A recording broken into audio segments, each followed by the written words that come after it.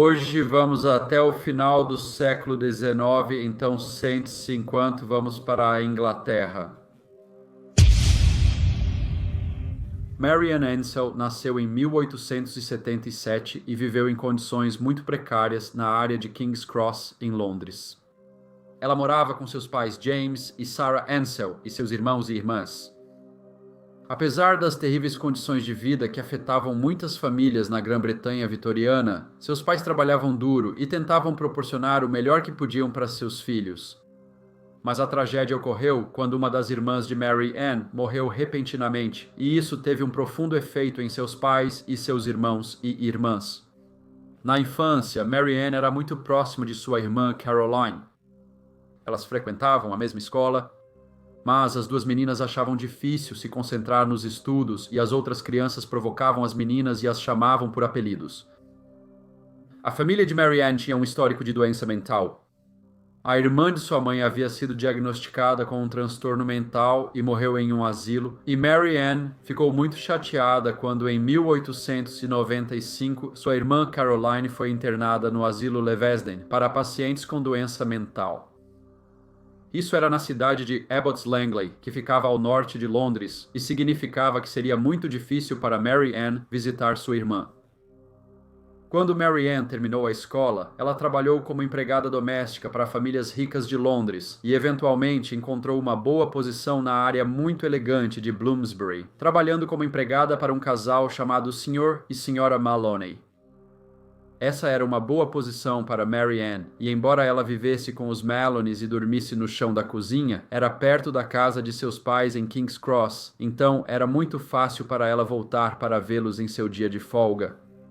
Justo antes de assumir sua nova posição, ela havia ficado noiva. Mary Ann agora tinha 22 anos e sabia que muitas garotas da sua idade já estavam casadas, então estava ansiosa para se estabelecer e começar uma família.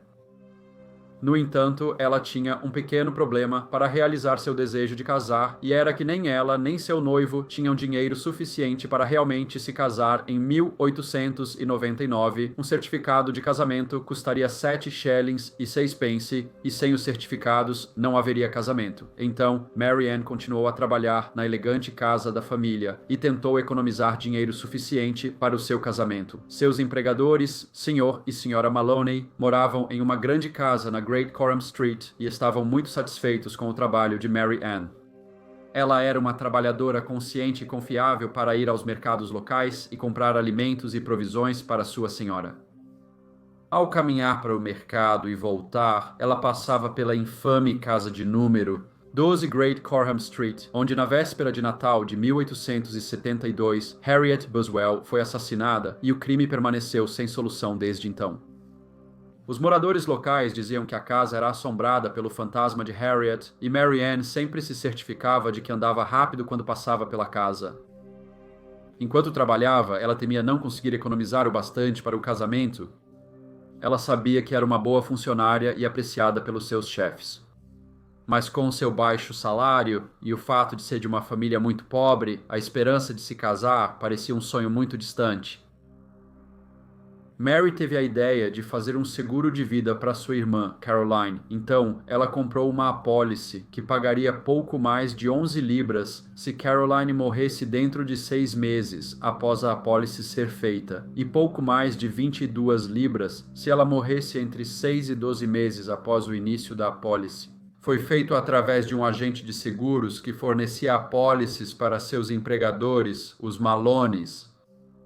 Parece contraditório que Mary Ann, enquanto economizava para se casar, pagasse 3 pence antigos semanalmente por um seguro de vida para sua irmã. Mas ela disse ao agente que queria fazer a apólice. Então, na infeliz circunstância de sua irmã morrer, ela seria capaz de pagar pelo funeral. No entanto, a apólice não seria válida no caso de sua irmã, pois ela era uma paciente no asilo. Então Mary Ann disse ao agente, mas sua irmã não era uma paciente, ela na verdade trabalhava lá.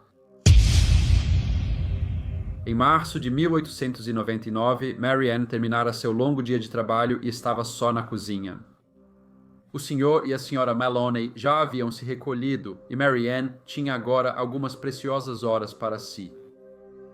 Mas naquela noite, Mary Ann pegou farinha, ovos e açúcar do armário e começou a fazer um bolo. Quando o bolo de cheiro delicioso estava pronto, ela o tirou do forno e espalhou uma camada grossa de creme dentro dele, antes de colocar as duas metades do bolo uma em cima da outra. O creme, no entanto, tinha uma cor amarela estranha, pois tinha um ingrediente muito peculiar, o fósforo, um elemento químico muito venenoso usado na Grã-Bretanha vitoriana para se livrar de ratos e outros roedores. Ela comprou o veneno dias antes em uma loja local. Quando o bolo ficou pronto, parecia perfeito, e Mary Ann o embrulhou muito cuidadosamente em papel pardo, e no dia seguinte foi ao correio e enviou-o anonimamente para sua pobre irmã Caroline, que era paciente no asilo Leavesden. Enquanto Mary Ann voltava do correio para a casa dos Maloney, onde trabalhava, ela olhava para a janela do andar de cima da 12 Great Corham Street. Ela questionava se as histórias sobre o fantasma de Harriet Buswell eram reais. Então, olhando para o chão, ela retornou apressadamente ao seu local de trabalho. Na quinta-feira, 9 de março de 1899, o pacote chegou à ala 7 do asilo Leavesden. Como a maioria dos 1.500 pacientes que residiam lá, Caroline não recebia muitos visitantes ou presentes. Então, quando ela recebeu um pequeno pacote, ela ficou muito animada.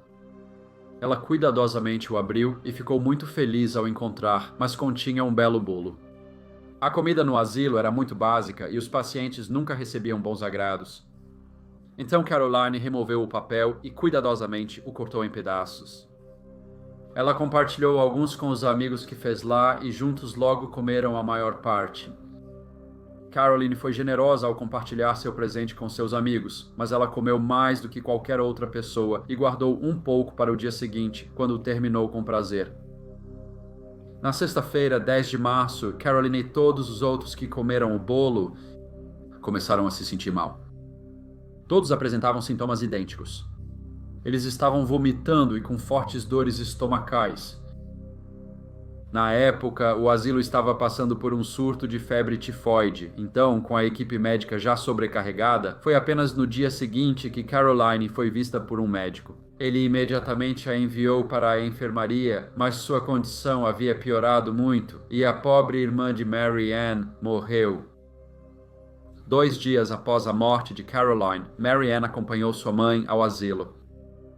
Mary Ann estava ansiosa para obter um atestado de óbito, mas quando perguntou como poderia obter um, foi informada de que nenhum certificado poderia ser emitido até que a causa da morte fosse estabelecida e que eles estavam no processo de organizar uma autópsia. O Dr. Blair realizou a autópsia no corpo de Caroline, e quando os resultados foram anunciados, a mãe de Mary Ann ficou muito angustiada ao descobrir que a causa da morte de sua filha foi envenenamento por fósforo. Não demorou muito para o detetive estabelecer que Caroline Ansell havia sido envenenada pelo bolo que havia sido enviado anonimamente para ela alguns dias antes, mas o detetive logo descobriu que este não era o primeiro pacote que ela havia recebido contendo comida e o bolo provavelmente não foi a primeira tentativa de envenená-la. Algumas semanas antes da chegada do bolo, Caroline havia recebido um pacote contendo chá e açúcar. O chá e o açúcar tinham um gosto amargo e não pareciam muito bons depois de chegarem pelo correio, então Caroline os jogou fora. O detetive também descobriu que Caroline havia recebido uma carta de sua prima, chamada Harriet Parrish, dizendo a ela que seus pais haviam morrido. Caroline escreveu de volta para sua prima, pedindo que enviasse algumas fitas pretas para que ela pudesse lamentar a morte de seus pais. Porém, o Sr. e a Sra. Ansell estavam bem vivos. Isso parecia algo muito estranho de se fazer.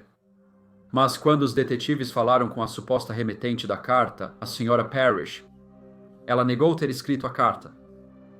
A polícia então focou sua atenção no bolo e o detetive Wood ordenou uma busca para tentar encontrar a embalagem descartada. Felizmente, foi eventualmente encontrado. O carimbo era de uma agência dos correios perto da Great Corham Street, então o foco imediatamente se voltou para Mary Ann. A polícia revistou os pertences do casal Maloney em sua residência. Ela só tinha algumas coisas, pois dormia principalmente no chão da cozinha. Eles também olharam todos os pertences de Caroline em seu quarto no asilo. Logo encontraram um cartão de Natal enviado a ela por Mary Ann, e quando a caligrafia no cartão de Natal, o papel de embrulho do bolo e a carta para Caroline, que supostamente foi escrita por Harriet Parrish, foram comparadas, era óbvio, até para o olho não treinado, mas todas as três haviam sido escritas pela mesma mão. As evidências contra Mary Ann Ansell estavam aumentando. A polícia a interrogou e ela tentou explicar que havia comprado um fósforo para matar ratos e roedores na casa, mas quando a polícia entrevistou sua senhora, a senhora Maloney, ela disse à polícia que não havia um problema com ratos em sua casa. A senhora Maloney informou à polícia sobre o seguro de vida que Mary Ann fez para a irmã. O detetive Wood decidiu que agora tinha provas suficientes e acusou Mary Ann Ansell pelo assassinato de sua irmã, Caroline. Quando ele leu os direitos da jovem senhora, Mary Ann respondeu: "Eu não sei nada sobre isso. Sou uma garota tão inocente quanto qualquer outra." O detetive Wood também analisou se Mary Ann havia agido sozinha ou se era um caso dela cometendo um crime sob as instruções de seu noivo. Mas após a investigação, ele concluiu que Mary Ann realmente havia agido por iniciativa própria. A polícia inicialmente ficou confusa sobre por que Mary Ann havia escrito uma carta para sua irmã, embora alegasse ser de sua prima, dizendo que seus pais haviam morrido. Mas eles concluíram que Mary Ann saberia que após a morte de Caroline, as autoridades teriam entrado em contato com seus pais e provavelmente teriam conduzido uma investigação, mas ela acreditava que se as autoridades entendessem que seus pais estavam mortos, haveria muito menos chance de eles conduzirem uma investigação. O julgamento de Mary Ann Ansell iniciou em 30 de junho de 1899 e perdurou por 2 dias. As evidências contra ela pareciam esmagadoras e a acusação levou apenas meio-dia para apresentar seu caso.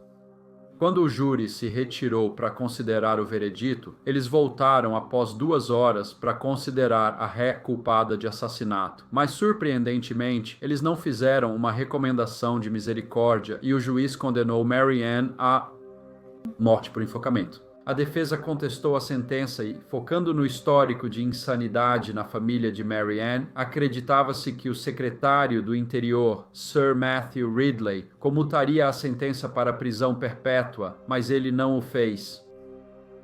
Subitamente, o caso virou notícia nacional. Um jornal nacional iniciou uma campanha para salvar a jovem de 22 anos. Eles enviaram repórteres para a área de Bloomsbury, no nordeste de Londres, onde a família Ansell vivia em condições de pobreza. O jornal publicou matérias sobre o histórico de doença mental da família. O apelo era por compaixão para Mary Ann, mas o secretário do Interior ainda se recusou a mudar sua decisão. 2 membros do júri afirmaram que consideraram uma formalidade que a sentença de Mary Ann seria comutada e disseram que, se soubessem que isso não seria o caso, não a teriam considerado culpada. Mais de 100 membros do parlamento assinaram uma petição para que Mary fosse poupada. Eles tentaram persuadir o secretário do Interior, que foi informado sobre suas 2 irmãs, que haviam sido confirmadas como insanas e que a irmã de sua mãe havia morrido em um asilo.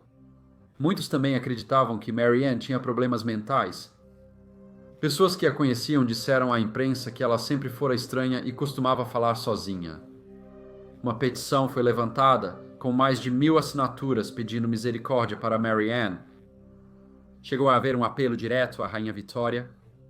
A rainha, no entanto, apenas encaminhou o assunto de volta ao secretário do Interior, que após estudar os resultados do inquérito médico sobre seu estado mental, concluiu que ela estava de fato sã e permaneceu firme em sua decisão de não comutar sua sentença. Os pais de Mary Ann visitaram a filha na prisão de St. Albans, mas eles só puderam se comunicar com ela através de uma grade de ferro na cela. Uma Mary Ann chorosa perguntou a seu pai se ele poderia perdoá-la, ao que ele respondeu que sim. Após a visita, seu pai fez representações ao secretário do Interior, solicitando novamente a comutação da sentença de Marianne. Ele já havia perdido 2 filhas, uma para a tragédia, a segunda para o assassinato, e ele não queria que a terceira fosse levada pelos estados. Isso, no entanto, foi novamente sem sucesso. Na manhã de 19 de julho de 1899, uma grande multidão se reuniu do lado de fora da prisão de St. Albans, enquanto o jovem de 22 anos esperava na forca. Antes da execução ser realizada, ela repetiu as palavras do capelão: Deus perdoe este miserável pecador. E às 8 da manhã, Mary Ann Ansell foi enforcada. Após sua execução, Mary Ann foi enterrada em uma sepultura não identificada na prisão. Em 1931, ela foi reenterrada no cemitério da cidade de St. Albans. Ela tem a duvidosa honra de ser a última mulher enforcada na Grã-Bretanha do século XIX. Olá a todos e muito obrigado por ouvirem. Como de costume, por favor deixem quaisquer comentários ou feedback que possam ter e eu verei vocês no próximo relatório de caso breve.